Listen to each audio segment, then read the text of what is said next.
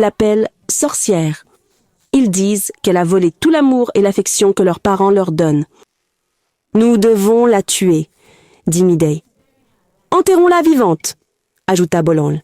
Il la détestait tellement. Il ferait n'importe quoi pour se débarrasser d'elle. Mais ce qu'il ne savait pas, c'est que cet enfant n'est pas ordinaire. Leur décision va ébranler le royaume. Revenons au début de l'histoire. Mais avant de commencer, veuillez vous abonner, aimer et commenter.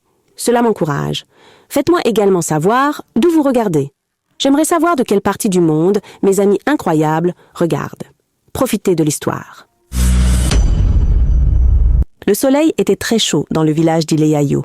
Il faisait si chaud que la terre rouge au sol se fissurait. Dans une petite maison vivait M. Dayo et sa femme, Omotola. Ils avaient 3 filles, et M. Dayo cherchait un fils. Un jour, Omotola est allée à la rivière. Elle s'est agenouillée, pleurant et suppliant la rivière de lui accorder un fils. La déesse de la rivière lui est apparue. Elle lui a dit qu'elle donnerait naissance à un enfant spécial qui changerait sa famille pour toujours. 9 mois plus tard, elle a donné naissance à une fille nommée Simi. Ma précieuse Simi était un miracle. Regarde-toi, Simi. Tu es toujours seule. Quand elle est née, elle n'était pas comme les autres enfants. Elle avait de très longs cheveux qui s'enroulaient autour de son petit corps. Regarde-toi, Simi. Tes cheveux sont partout. Quand elle souriait, ses cheveux brillaient. Et quand elle pleurait, ils devenaient sombres. En grandissant, ses cheveux poussaient et poussaient. Ils ne restaient pas courts comme ceux des autres filles. Ils coulaient derrière elle comme une longue rivière noire. Quand Simi se rendait au marché, les vieux hommes et femmes s'arrêtaient pour regarder. « Regardez ses cheveux, disait-il. Les orishas l'ont bénie. » Mais chez elle, Simi n'était pas un miracle. Elle était une cible. Simi avait 3 grandes sœurs, Tay, Bolland et Midday. Elles n'étaient pas des filles laides, mais leur cœur était fait de bois sec, attendant juste une étincelle d'envie pour s'enflammer. Elles détestaient tellement Simi.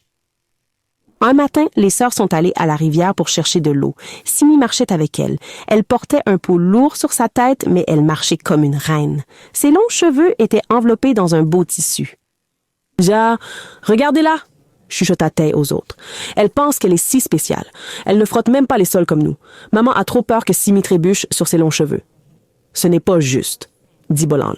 Ses yeux étaient très en colère. « Tous les garçons du village lui apportent des cadeaux. Je suis l'aînée. Il devrait m'apporter des cadeaux à moi. » Midday, la plus jeune des 3, était la plus méchante.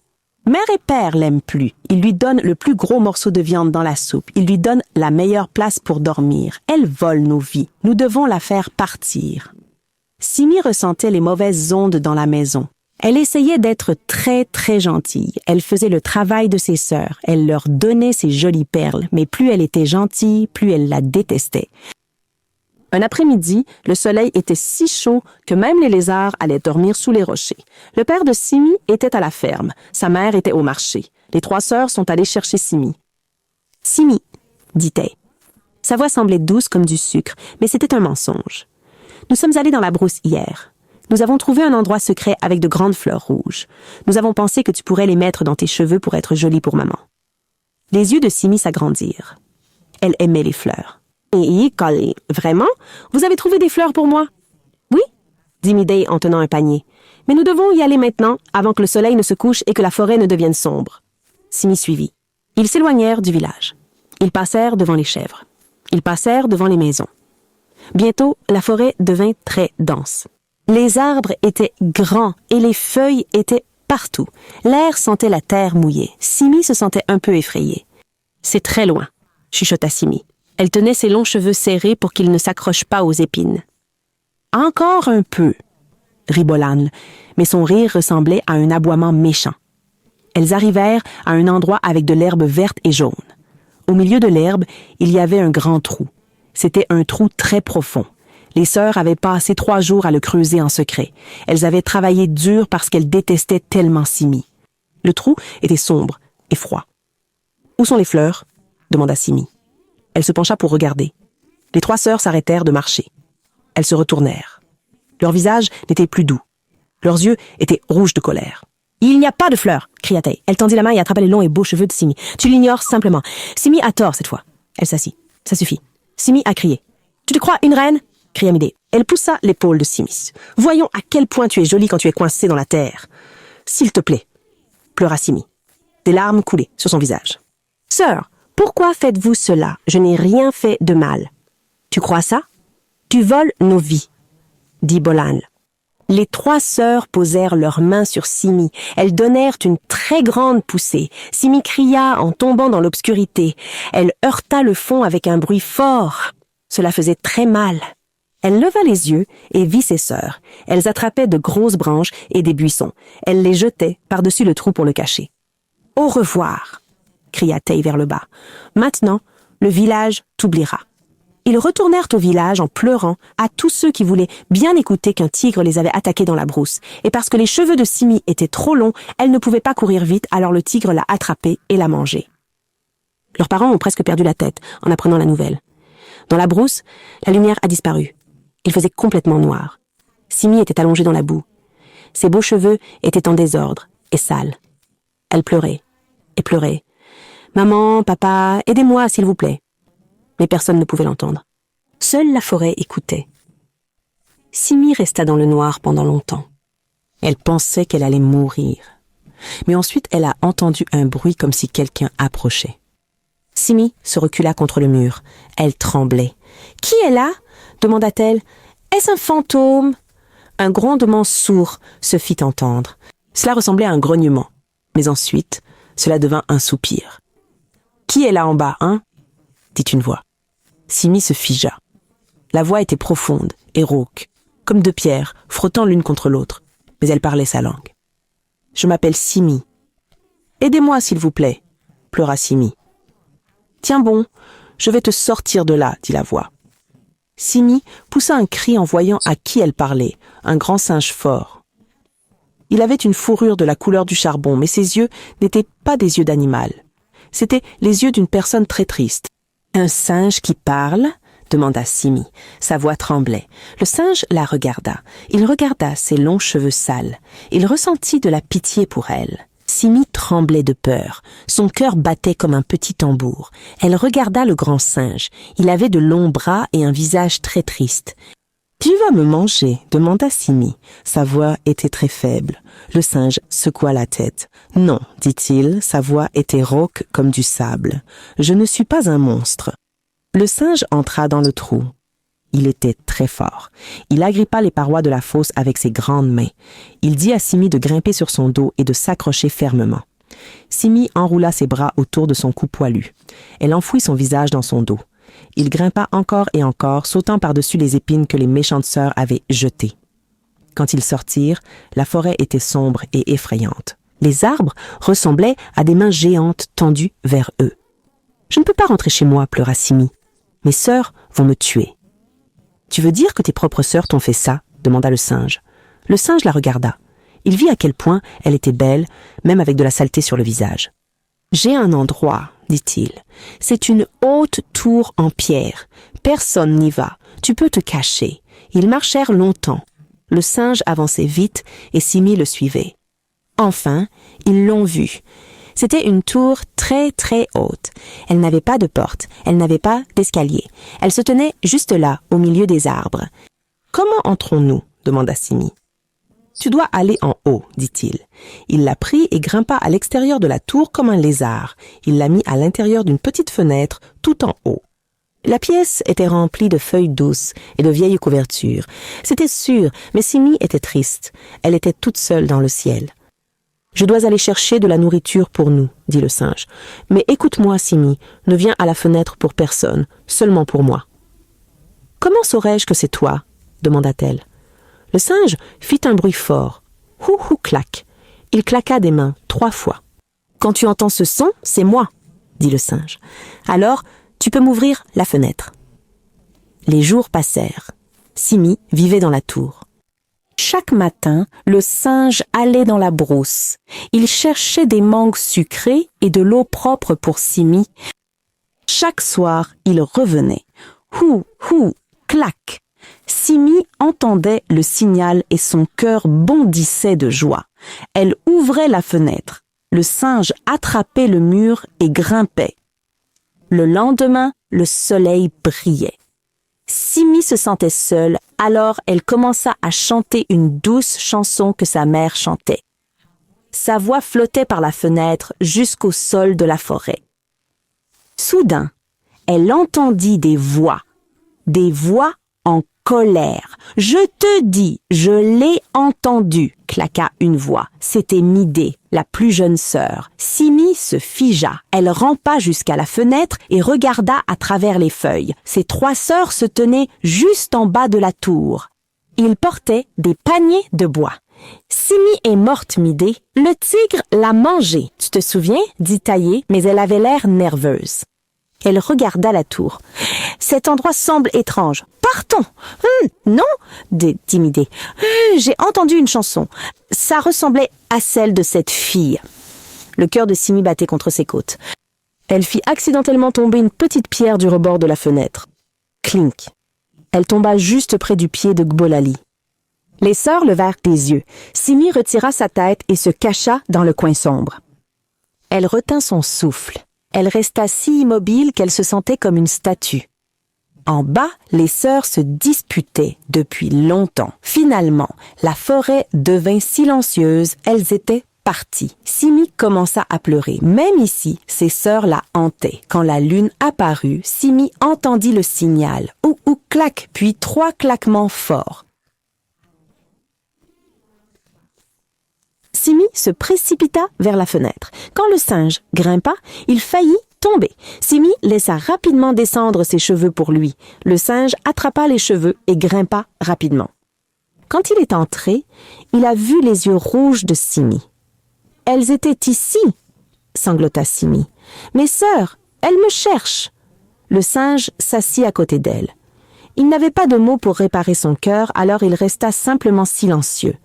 Il plongea la main dans sa poche et en sortit une belle mangue mûre. Il l'éplucha et la lui donna. « Ne sois pas effrayé. Tu es en sécurité ici, » dit le singe. Le singe lui raconta des histoires sur la forêt. Il lui parla des étoiles. Il était très gentil. Il démêla ses cheveux avec un peigne en bois. Simi commençait à oublier qu'il était un singe. Elle ne voyait que ses yeux gentils. « Pourquoi es-tu si gentil avec moi ?» demanda Simi, mais il ne répondit pas. Il avait un air triste sur le visage. Simi se sentait désolée pour lui. Elle tendit la main et toucha sa main. Sa fourrure était douce. « Simi, dit-il, je pense que tu es la plus belle fille du monde. Oh, pas à cause de tes cheveux, mais parce que tu es gentille avec un monstre comme moi. » Simi le regarda. Elle ne voyait plus un singe. Elle voyait un ami. Elle voyait quelqu'un qui l'aimait plus que ses propres sœurs. « Tu n'es pas un monstre, » dit Simi. Elle se pencha en avant. Elle était nerveuse, ses mains tremblaient. Elle ferma les yeux et embrassa le singe sur sa joue duvetteuse. Soudain, la pièce commença à briller. Une lumière éclatante comme le soleil remplit la tour. Simi dut se couvrir les yeux. Il y eut un bruit fort de souffle, comme le vent. Quand la lumière disparut, Simi poussa un cri de surprise. Le singe avait disparu. Devant elle se tenait un homme très beau. Il portait des vêtements royaux faits de fils d'or. Sa peau était lisse et il était grand et fort. « Qui êtes-vous » demanda Simi, la bouche grande ouverte. L'homme sourit.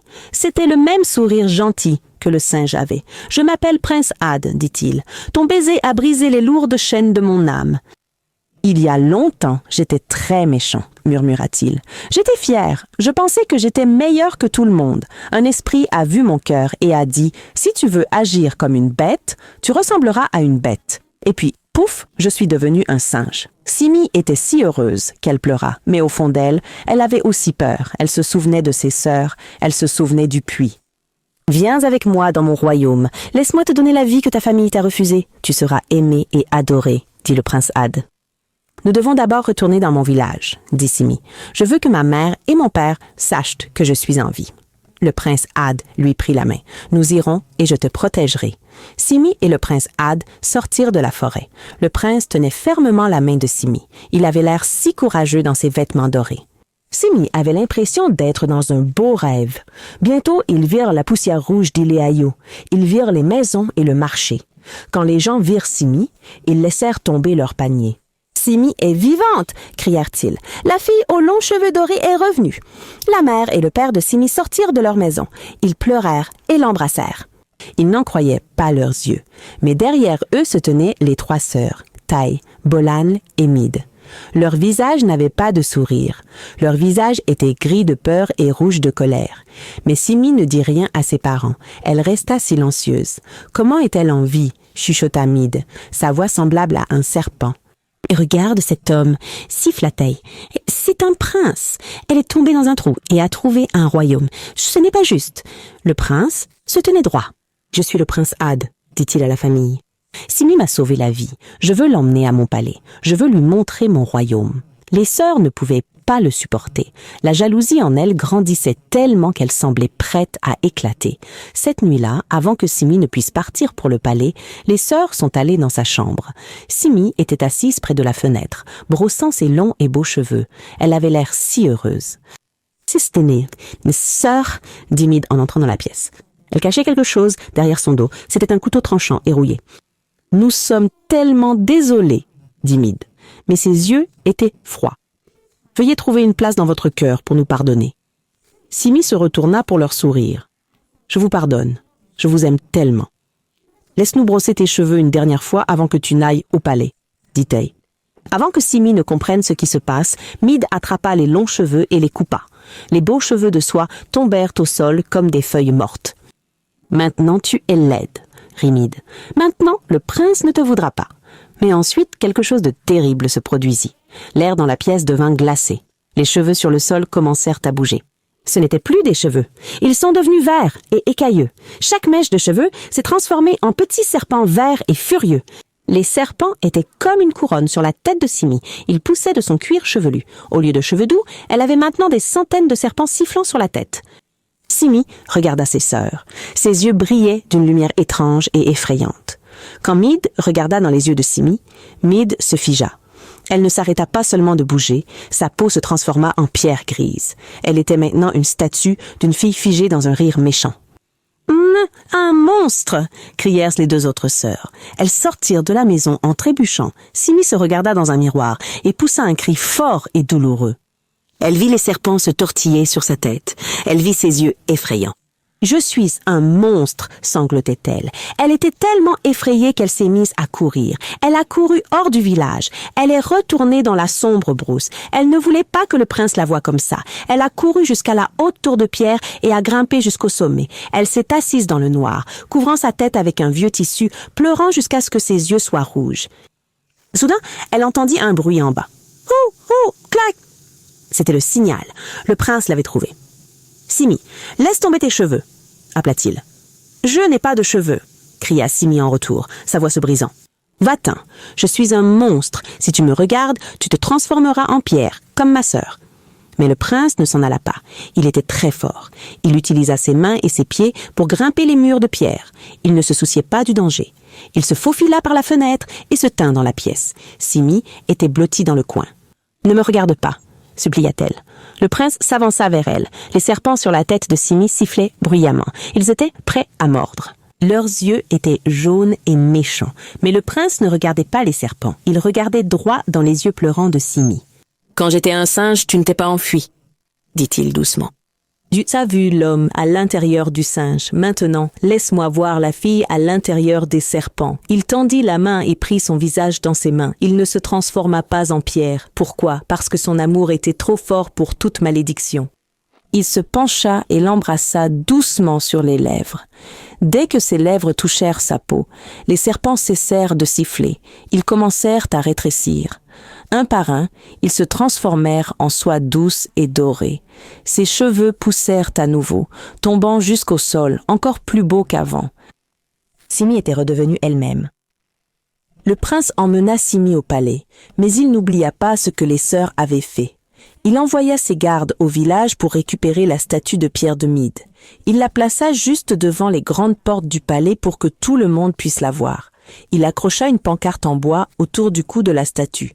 Elle disait « Ici se tient une fille qui avait un cœur de pierre, alors maintenant son corps est de pierre aussi. » Les deux autres sœurs, Tai et Bolan, n'étaient pas autorisées à être riches. Pour payer leur méchanceté, elles devaient travailler comme servantes au palais. Chaque matin, lorsqu'elles passaient la porte pour commencer leur tâche, elles devaient regarder leur sœur faite de pierre. Elles devaient se rappeler que la haine n'apporte que la froideur. Simi et le prince Had vécurent très heureux. Les cheveux de Simi restèrent longs et beaux, et elle utilisa son pouvoir pour s'assurer que chaque enfant du royaume se sente aimé, peu importe leur apparence. Ses parents emménagèrent au palais et vivaient dans le luxe. Le soleil ne demande pas à la lune la permission de briller, et la rivière ne cesse pas de couler parce que quelqu'un jette une pierre. Si tu passes tes jours à creuser une fosse pour ton frère, tu ne fais que creuser une tombe pour ta propre joie. Car un cœur d'or trouvera toujours une couronne, mais un cœur de pierre finira par se transformer en roche. L'amour voit la personne, la haine ne voit que la peau. Sois comme la soie, douce, forte et belle de l'intérieur. Merci d'avoir regardé. À la prochaine histoire. Au revoir.